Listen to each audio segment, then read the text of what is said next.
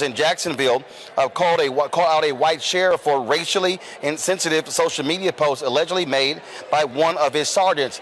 A group of pastors want disciplinary action against Jacksonville Gang Task Force Sergeant Douglas Howell for racist discriminatory social media posts.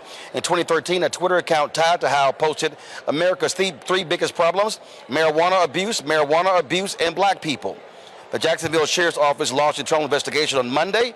The department is looking into accusations that Howell was tweeting racially insensitive comments. His social media account has made derogatory posts about Mexican people, LGBTQ community, and anti-racism groups. Democratic Jacksonville Sheriff candidate Lakeshia Burton responded to this news.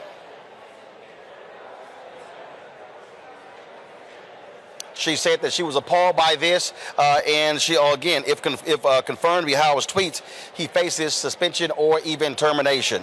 And so you see the statement there from her. And so this is crazy, Erica, but this is what we also know. We know that there are racists that are on police departments all across the country.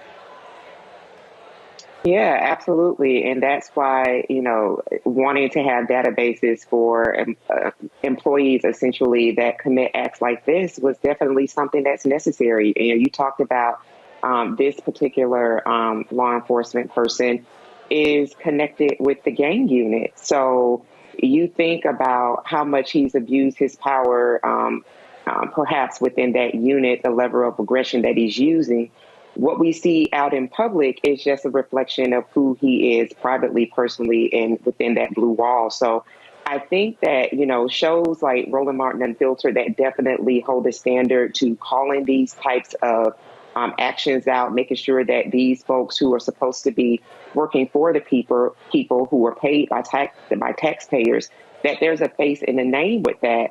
But then this is why you see this is the importance of community, too. It's folks like, pastors, people who are frankly senior and elders in the community that are still holding folks like this police officer definitely accountable as much as possible. So I think that this is another reason why, too, that it's important for people to know what's happening in their community and folks that are on the ballot. This particular sheriff, Lakeshia Burton, she's a candidate for sheriff. And so I hope that the folks in Jacksonville, honestly, when they make a decision about what type of person that they want to not eradicate law enforcement, but at least hold officers when they're found having committed some type of act of aggression accountable. These are the types of things that people should be looking for with regards to records. 30 seconds each. Reese, then Greg. Yeah, I mean, the fact that he said that black people are the top three problems, other two being marijuana, it ain't enough of us to be the biggest problem. The biggest problem in this country is white men like this racist cop, point blank and a period. So he need to take a look in the mirror if he wants to see what the biggest problem is and stop looking at us. Greg? Absolutely. Well, Maryland's getting ready to decriminalize marijuana anyway, and I've never been one to deal with marijuana a lot, but I'm just thinking about this. There are a lot of places in this country who don't allow racist hunters like this guy to prowl the streets. That tweet's from 2013, which means that's 9 years ago, running around there with that foolishness in his head. How many people have been harmed? Like Erica said, get this guy out of the paint. We got to move these cats at some point. All right, folks, back to our Roland Martin Unfiltered video in just one moment.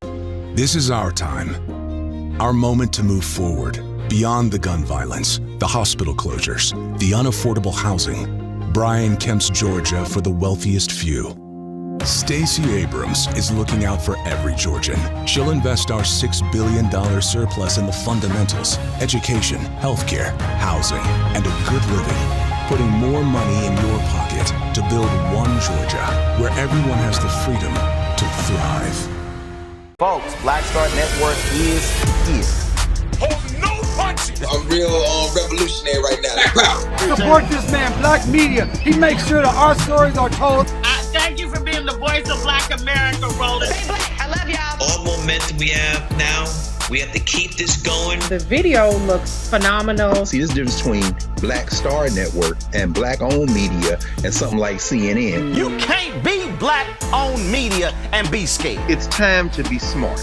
Bring your eyeballs home. You dig?